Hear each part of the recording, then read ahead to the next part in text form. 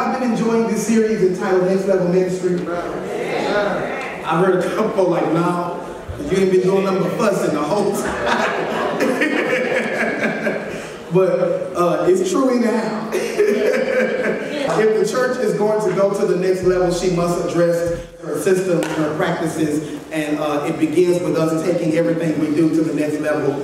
We've been in this series entitled Next Level Ministry, talking about our annual theme, and closing that series out today. So I hope you've been blessed by it. I hope you've been helped by it.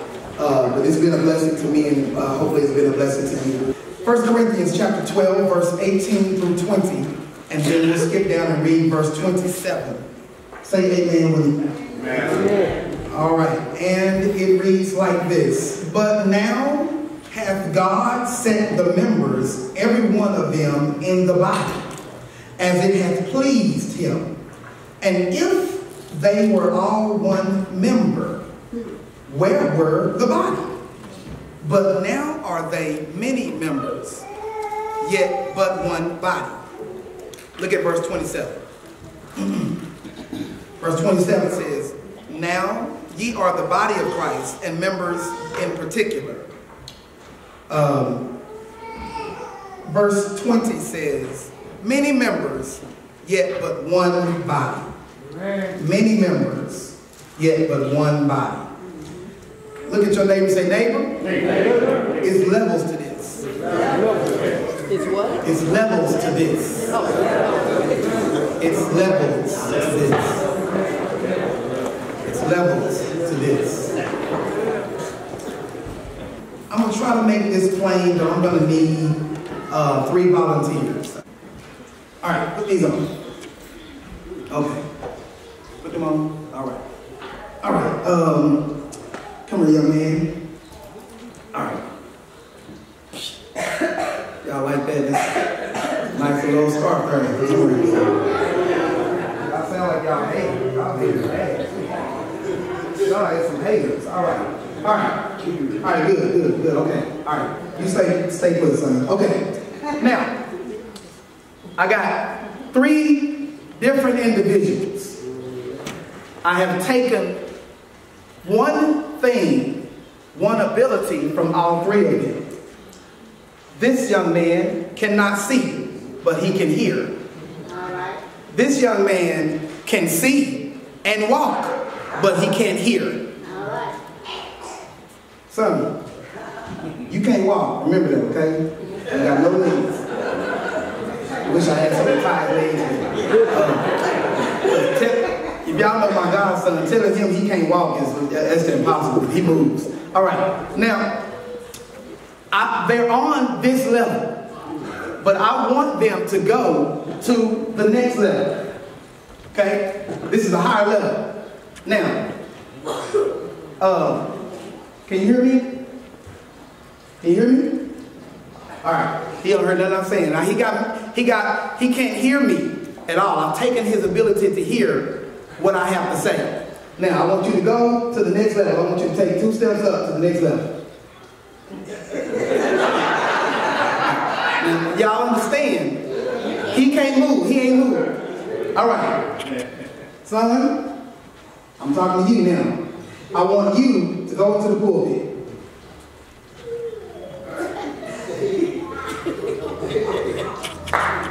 All right. Stop. He made it. Good. All right. Now, son, you can't use your legs. I want you to go to the pulpit. I see how you look? Okay, now stop. Okay, so don't move, there's a step right there, and we ain't got no insurance. Now, I want you to see these 3 individuals because they represent the church. The church has one body, but many members.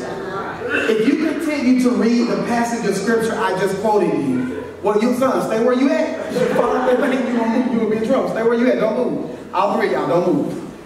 They boy fall. Who makes against it? Oh, that's your son. Oh yeah, you good. Yeah, you good. Just stay where you at. Now watch this. As individuals, they are limited on getting to the next level because they don't have the sense that the other person has. If he had his ears, he could move. If he had his legs, he could move. If he had his sight and he had his ears, they could move. What the point I'm trying to make is that we got a lot of people in churches, a lot of people, cliques in church, that click up with people who can't hear. So all you associate with is people like you. So y'all can't hear, but you can see and you can move. And you're dangerous because all you can do is look at everything and move around, but you can't hear nothing. And usually those people are people with no faith.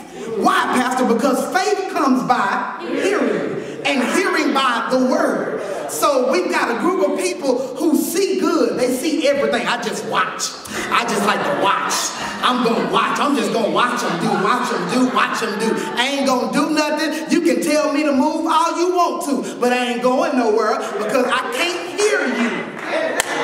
That's one side of the church. Then you got another side of the church who can hear and see, but they can't move.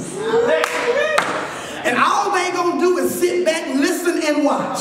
But they ain't gonna take no steps forward. They ain't gonna take no steps backwards. They are saved, satisfied, and stuck. Oh, and then you got my favorite. People who can hear and move, but they can't see. And usually they get to the next level because they feel their way through things.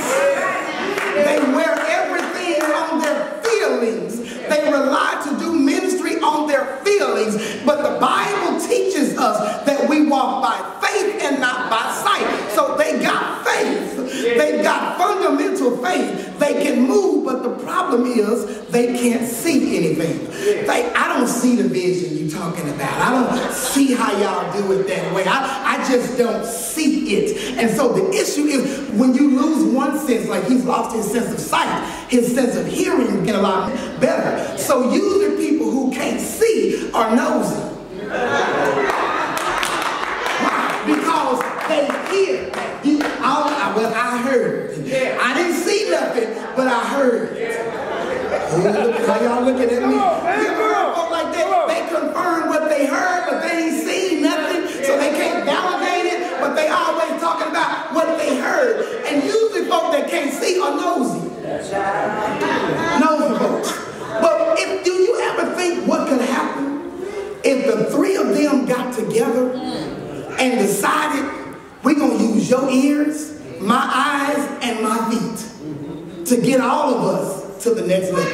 You notice that when I said go to the pulpit, he found his way, but he didn't grab nobody else. So you got people on high levels that can't see nothing, but they hear everything. They know it. This is a picture, and if you want to look at what the church really looks like, this is what the church looks like. People who don't depend on the body, they depend on their own parts. They depend on everything they already are. They depend on everything that they have. They don't move as a unit. Thank you, young man. Y'all have seen it. They don't move as a unit. I'm gonna just associate with everybody they can see, because they get me. But you got a whole church full of eyes, but y'all can't hear. And what ends up happening is the church becomes divided by its skill set instead of unified by its global skill set. This teaches us two principles: that we need others and others need us. How foolish does your ministry look with a bunch of ears and no eyes? How foolish does your church look with a bunch of people that can walk but can't hear? How foolish does your ministry look with a bunch of people who can hear and see but can't move? What Paul wants us to understand throughout this entire structure of this chapter is how the body is dependent upon everybody. If you had one hand, then you could touch everything, but you couldn't smell everything you touched. If you had feet and feet only, you would have stability with no transformation. point I'm trying to make is that Paul wants us to understand that the church is a body. And it needs everybody or every member of the body to function. Even the human body has enough sense to know that when one part of it is hurt, the whole body sends a signal to the rest of the body that says, go tend to this body. If you cut your hand, the reason you bleed there is because the body knows to send blood because there's been an intrusion. All right, man. Paul makes this reference to the human body because he wants us to understand that this is what the church should look like. Amen. It should walk in harmony. The legs should carry the rest of the body. The eyes should tell it where to go. The ears should tell it what it needs to know. I want you to understand the whole church functions at its best when we are one body. Amen. Instead of divided cliques. Amen. Yeah. Amen. Can I say that again? Yeah. I said the church functions at its best when we operate as one body instead of divided cliques. Amen. Yeah. See, we have treated the church as though it's a country club. Amen. Where we get to hang out with the people we like. But that's not the church. The church is a body of believers that come together for one cause, gaining other believers. Amen. Our text today invites our attention back to Paul's first letter to the church at Corinth. Churches in the Bible days were named according to their location and their situation. Corinth was a church that was located and it was called a port city, a place where people and merchandise would flow frequently. A port city is a place that's situated where a lot of traffic would come through because they were passing through there, either from there or to there, to get to another destination. A port city is a place that is used to get through a place. It's usually when you're on your way to another place, you come through a port city. Before I started pastoring here, I had never really been to Greenville, but I had been through Greenville. And what you understand is that Corinth is like a port city. Now, because of this being a port city, the church at Corinth was subject to a lot of foreign traffic. It had domestic traffic and foreign traffic, which caused them to have a wide variety of traffic that made it subject to a number of different types of people, a number of different types of beliefs, and which made it difficult to achieve church unity. Because it's hard to achieve church unity or a unity amongst the body when we all have different perspectives. They came from all different walks of life to join the church at Corinth. And so the struggle that they had was that they had a lot of people, but they did not have oneness. And what they had was a lot of members, but they were all divided based upon their perspective. And so Paul writes this letter, this First Corinthian letter, to address the areas of division in that church.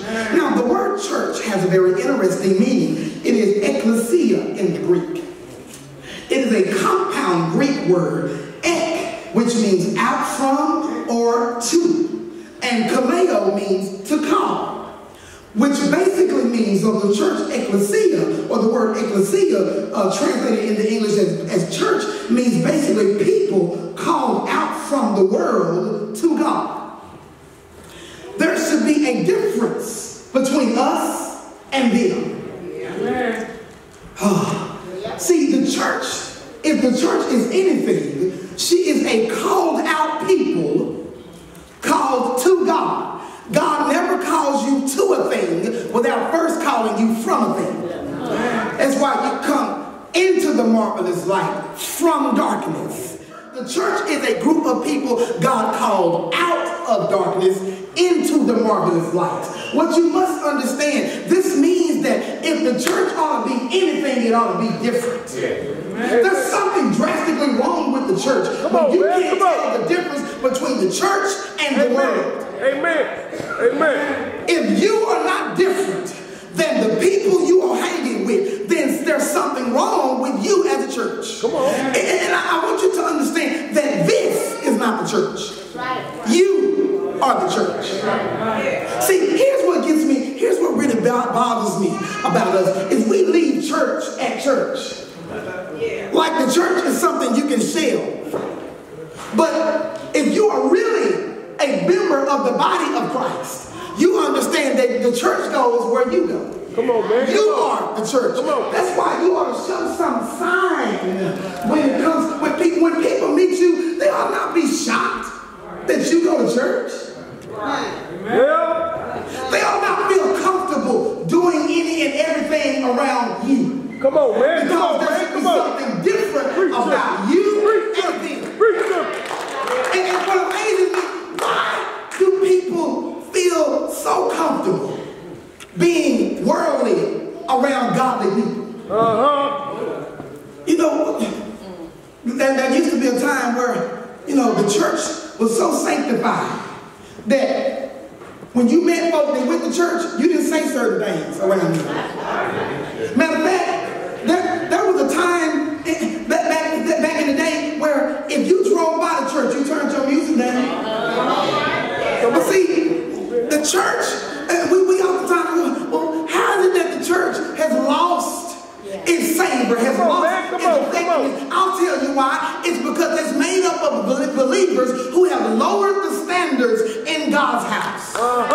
And if you ain't no different than them, then why should they come here? If you ain't changing, why do I need to come to church to change?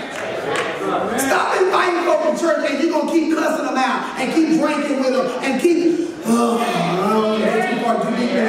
you might well not invite them because they think, well, the church ain't changing you, so why should I come? But the best way to get somebody to church, come on, man, is when they see it change you. Yeah. When they see it's done something to you, when they see, girl, there's something different about you. Brother, there's something different about you. No wonder grandmama didn't say, things I used to do, I don't do no more. Places I used to go, I don't go no more because some change in me. If any man be in Christ, he ought to be a new creature, and all things ought to. Thank you, Lord. We're called out to be on a higher level. A higher level. Paul's letter urged them to be more unified as a church. This is the reason he stated in just 2 chapters down that God is not the author of confusion. See, the presence of confusion is the first sign of the absence of God.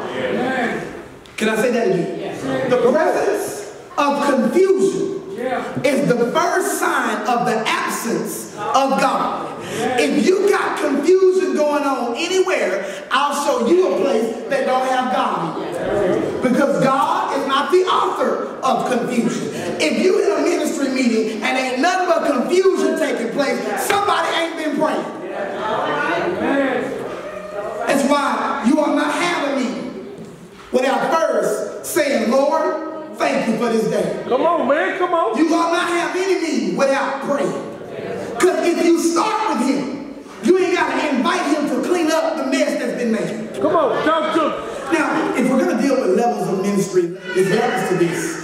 In order for me to explain these levels to you, I'm going to have to take you to a couple of different scriptures. I use our theme scripture or our verse, this 1 Corinthians to explain to you the importance of the body being unified. And I want you, but within this body are levels of ministry. And the first level is the level of satisfaction. Let church say satisfaction. Now I want you to go with me to 1 Thessalonians chapter 4, verse 11. I don't want y'all to think I made it up. It says, and that ye study to be quiet and to do your own business and to work with your own hands as we commanded you. Did the Bible just tell you to be quiet and mind your business? I just want to make sure I'm not the only one together that understands it. Is that what you understood too? Did the Bible just tell you, y'all correct me if I'm wrong? Come on, Did the Bible just tell you to be quiet and mind your business?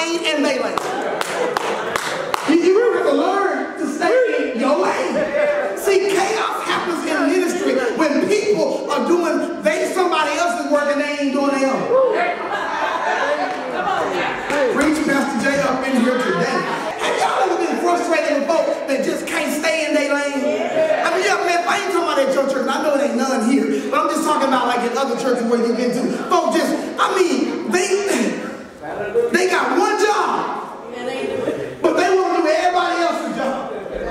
They want to tell the musician when he flat, tell the pastor what he should put on, but you ain't done your job. Tell the deacon when they can start, what time they got to do this, tell the media what time, what to put on the screen, but you ain't done the one job we've asked you to do. The church is at its best when everyone can stay in their lane. Paul says, now I want to read this in the Message version. The Message version tripped me out. It said, stay calm, mind your business, do your own job.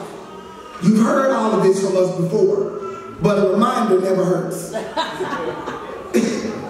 He said, study to be quiet. Quiet meaning a peaceful lifestyle, free of chaos. One translation says, avoid mess. I'm serious.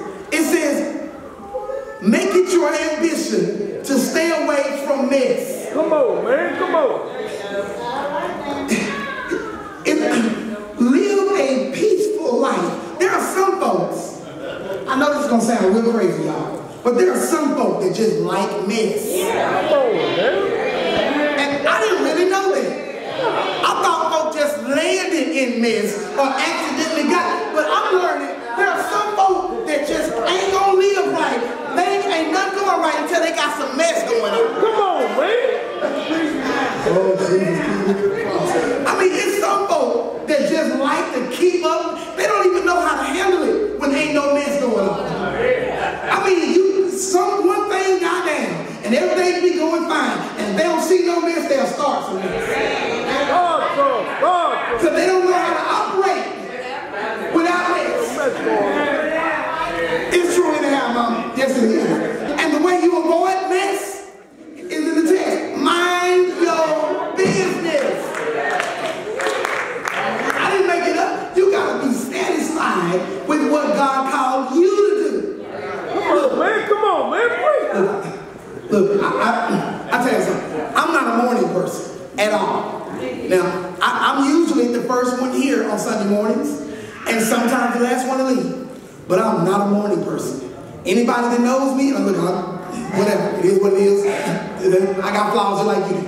I'm not a morning person. I'll get up, but I'm not very talkative. Okay. I don't, there's some, you go to work, some folks you go to work with, and, 8:30, y'all get there, and they, oh God, how's everything going? You all right? You're like, man, look. Come back at 10:30. Come back at 10:30. You're giving me a lot. You're giving me a lot before 10. Come on, man. Bring it down a little bit. Bring it down. You just look too excited for me. I ain't had my coffee yet. I need you to just. I'm not a morning person. But here's the difference. I know that. So guess what? I'm not going to volunteer to do is be a greeter at the church. But you got folks that know they ain't got no business being a greeter. I'm not picking on nobody, I'm making a point. So please don't apply that to the greeting. I'm making a point. My God, I'm just making a point. Everything ain't personal. I'm just making a point. If you ain't a morning person, but you quick to tell everybody what the greeters ought to be doing. And what you don't need to be on that ministry.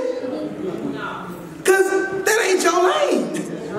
That ain't what you do. Come on, man. You got to be satisfied with what God called you to do. See, so that's why I don't join that ministry, because that ain't my lane. And you got to learn how to stay in your lane. Be satisfied with what God called you to do. And when you find it, then get to work in it. Complete your assignment. And that's what the text says, as we commanded you. In other words, as assigned by the leaders. Oh, kill me. They got a list of other things they want to get done, but the very one thing you asked them to do, they ain't done. They got a vision for the kitchen ministry, they got a vision for the choir, and a vision for the building project, but all you asked them to do is straighten up the fellowship hall.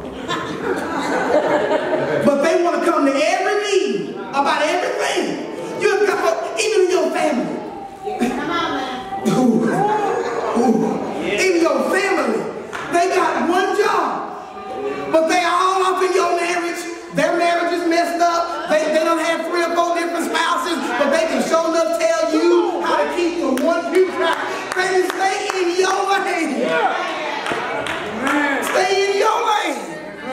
be content with what God has given you. Look at your neighbor and say, neighbor, stay in your lane. So that's the level of satisfaction. Here's the next level. If the church is going to function at its best, level of submission. Look at Hebrews 13, verse 17. There's a level of satisfaction. I mean, you got to be satisfied with what you've been called to do what you've been called to do. And then there's level of submission. Hebrews 13, 17. Hebrews 13, 17. All right.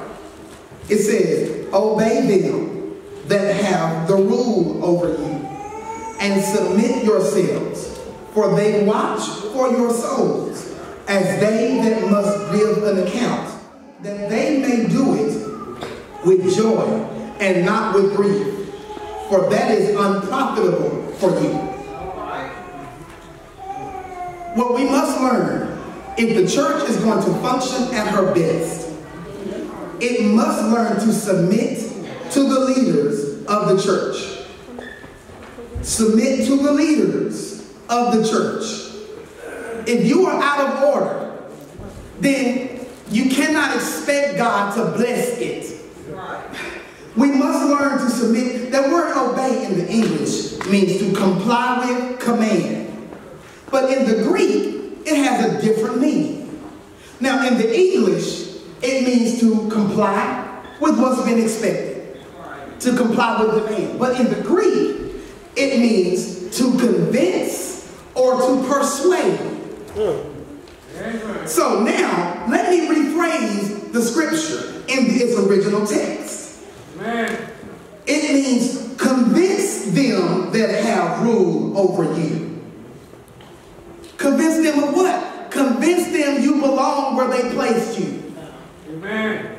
See, if you are in an area of leadership or you serve in an area of ministry, when a leader says, I think you are a great fit here, then when you obey them, when you submit to their leadership, it proves you earned the right to be there.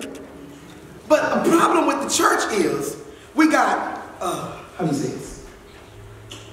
We got a lot of chiefs and no Indians. Don't throw that. Don't throw that. But everybody want to run something. I mean, you can't have one meeting without everybody want to tell everybody what to do. Everybody want to be in charge.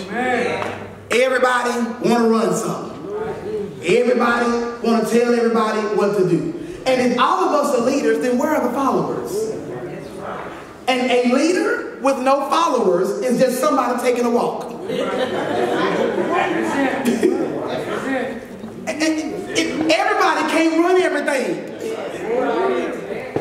And the way it looks, everybody don't need to run everything. Because there are some folks you do not need in charge. So what I'm trying to make is, even in the house, there's a divine order. There's a divine order. God is the head of the man. I ain't preaching nothing but the Bible. And the head of the woman is the man. And the head of the children is the woman. I didn't make it up. He put it there. He respects order. Now, that does not mean that people in the levels of following don't have a say-so. Because they do. They have an opinion. Now, watch this. I pastor this church. And the majority of the leaders on my staff are people with kids of my age. The majority of them got kids around my age. But I pastor them. Because the level of respect comes to the level of the office, not the man, not the person. And then there are some people on my staff who are my age. And we just as grown as the next person. But what you respect is the office, the level of leadership. And if I am the pastor and I can go to a deacon's meeting and sit back and say, yes, sir, no, sir, I understand, then certainly as the pastor, then certainly you ought to get somewhere and sit down when you're in a ministry meeting. You've got to somebody all the time because that's my age bracket, whatever. No, it is what it is. But when I go to a fire meeting, I don't go as pastor. I go as Brother Mike. Because in there, I'm submitting to the leader in place. When I show up to turn the music on, because the praise dance has been a practice, I submit to the leader that is in place. It's about respecting the leader in place. Respect the leader, because there's going to come a time where you're going to be a leader and you're going to need somebody to respect you. It's just fundamental. I know this is boring stuff, but this is how you get to the next level as a church. They watch over you and they give an account. That's what it says. They give an account. They protect you and they give a report about you. Now see, your obedience determines the account that they give. And I'm done with this. Last letter. Look at John chapter 13, verse 12. This is favorite. This is my favorite part of the message. My favorite part of my favorite level. John chapter 13, verse 12 through 14. Level of service. Level of service. I'm trying to teach this part without getting excited, but just stand by your weapon because it's going to get real in a minute.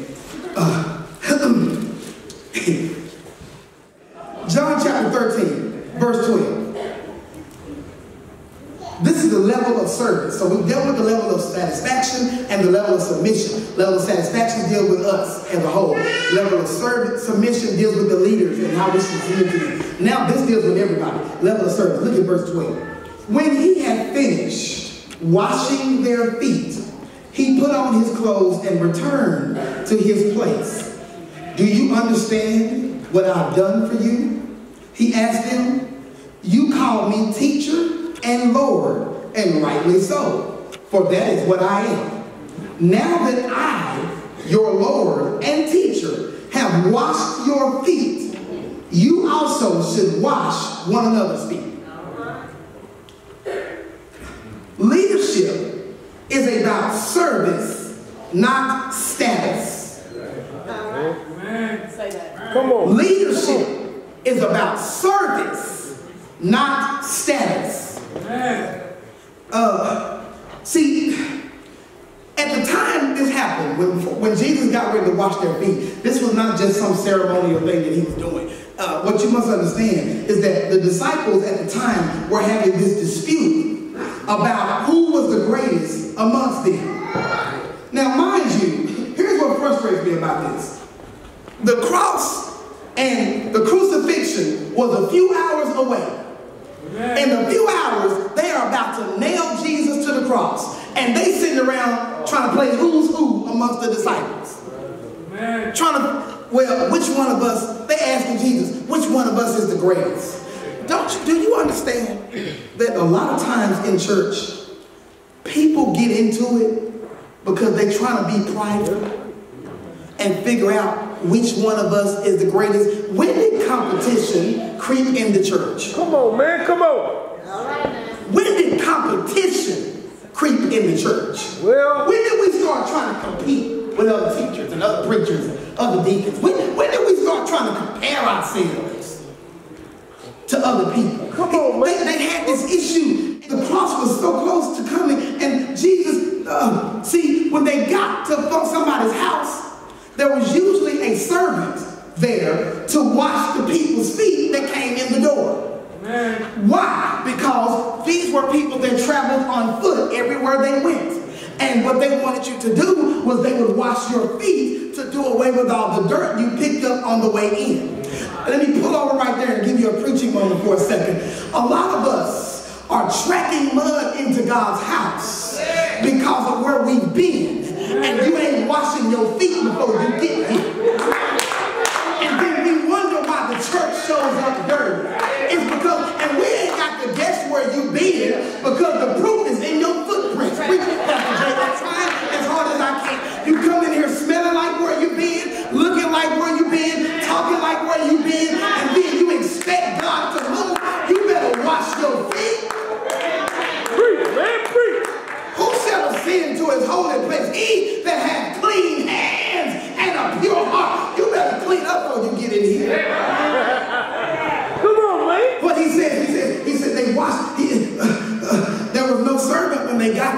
wash their feet. And so, because they were too occupied with who was the greatest amongst them, Jesus, my Savior, King of Kings, Lord of Lords, Mary's baby, Jesus, he takes off his robe, ties it around his waist, and grabs a towel and starts to wash the disciples' feet. They were willing to fight for the throne, but they would not fight for a towel. Come on, man. There's something wrong with a leader who wants a throne but won't grab a towel. There's something drastically wrong with a pastor who don't smell like sheep. There's something wrong with somebody asks, well, Pastor, why you got to do all of that? That's because I ain't just a pastor, but I'm a servant. I sit in the pulpit, but I wash feet too. Because there's something wrong with a shepherd that don't smell like sheep. And I don't know about you, but what excites me the most about Jesus is that he was willing to get his hands dirty. That's right, you know. I said that's what excites me about Jesus, is that he's willing to get his hands dirty. Come on, man. Come on. See, maybe you didn't get moved by that because you think you wasn't dirty. But when you think about everything you've done, you will discover. Come on, man. Come on. You are dirty. I know you're saved, sanctified. Come on, man. Preach that. Filled with the Holy Ghost. But even with all of that, I've got news for you. You are still dirty. Come on, man. Yes, you are. But wait a minute, Pastor. I'm anointed. Yeah, but you're still dirty. I'm cold, but you're still dirty. I'm a preacher, but I'm still dirty. The Bible says, on your best day, you're a filthy rag. Thanks be to God that to clean you, he got his hands dirty. Anybody glad he got dirty? And you ain't shouting now because you don't know what it took to wash you up. Yes, but I wonder, is there anybody here can be glad that he got his hands dirty? When I think about how clean he was, I can't help but get excited because he was willing. Mother Swain, he got his hands dirty when he touched me. He got his hands dirty when he gave me mercy. Thanks be to God that he'll clean you up. What can wash away my sins? Nothing but the blood of Jesus. What can make me whole again? Nothing but the blood of Jesus. It reaches to the highest mountain. It flows to the lowest valley. That's why I praise him. That's why I thank him. Because it washed my feet. Peter got so excited. Mike, this is what he said. Don't just wash my feet, but wash my body. Get my hands, get my heart, clean my mind, clean my thoughts, clean my back, clean my front. Anybody dirty? Anybody dirty? Won't he clean you? Won't he clean you? Say yes! Yes! Won't he do it? You know I found there's too many bad and bougie believers in the church. They don't want to wash no feet. They act like they always been saved. Like you ain't never made a mistake. Like you ain't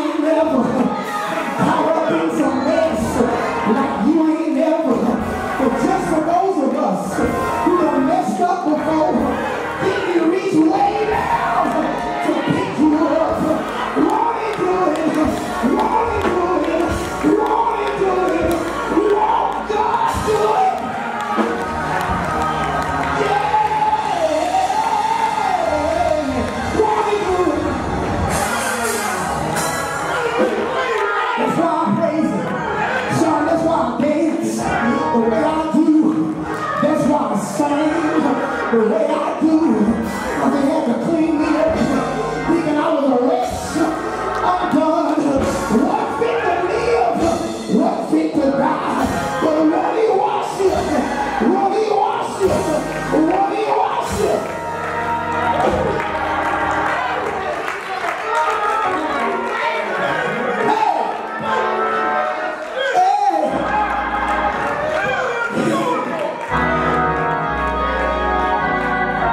That's what I'm glad about. But he got his hands dirty. You may not have done what I did. And I may not have done what you did. But he got his hands dirty when he touched me. I ain't been saved all my life like some of y'all. Matter of fact, I'm still doing some stuff here. Having a good. But he kept me. He saved me. He cleaned me up. And I ain't everything I was. I ain't what I should be. But I ain't what I used to be either. You used to might get cussed out. You might used to. I wish I had somebody that ain't perfect up in here. I wish I had somebody that ain't perfect up in here to talk about. You used to get cussed out and get told off. And I wouldn't care about who your mama was, your daddy was, your homie was. You might get cut and cussed. But you ought to be real glad that he saved me. Yeah! Somebody said, Pastor, why you wash my feet? I'll tell y'all, he washed your feet because where you be is filthy. Where your head is clean. And God said, I don't want you tracking mud into your new season. I said, God, don't want you tracking mud from this season into your new season. You know, when I got a new house, there was one time when I got a new house done. I walked in and the carpet was clean. And I would tell folks, take your shoes off when you come in my house. And that's what you ought to do. Folks that coming into your life, you need to tell them, I got a new walk and a new talk and some new habits. And if you come in with me, you don't have to take that mess off of you. I don't know what they got to take off. They got to take off lying, take off gossip, take off foolishness. You walk in with me, you're going to have to take your shoes off. God bless you. Church, and I close this series on Next Level Ministry. Let me make something clear to you. We have everything we need right here to be an incredibly great church. We have everything we need. And anything we've lost, anything we've lost is because God evidently saw fit that we didn't need it. And I don't know who I'm talking to today, because even in your life, you want to take your life to the next level. But you want God to take your life to the next level where the people around you got so much foolishness. They keep foolishness going on. And God says you're going to have to choose between your friends and your next level. Some folk you're going to have to just let go of. Let go. We got everything we need right here to flip this county upside down. And everything we need. All we got to do is take ourselves to the next level. And then when you do that, God will blow your mind. God does a multiplication by subtraction. He does multiplication by subtraction. Sometimes he got to take away so you can really multiply. Why does he have to do that? if God multiplied what's in your bag now, you have a whole lot more devils to deal with. But he takes out the enemies so he can only multiply the good. That's what I want to tell you in this whole series. It's time for us to go to the next level, church. I'm going to get back to that good preaching and all that stuff next month. But I need to talk to us about us. About us. All that he gonna make a way stuff, that's fine, we can do that. But what about us? We gotta play a part in our own deliverance. We've got a great church. And everything we need in it. All we gotta do is use what he gave you.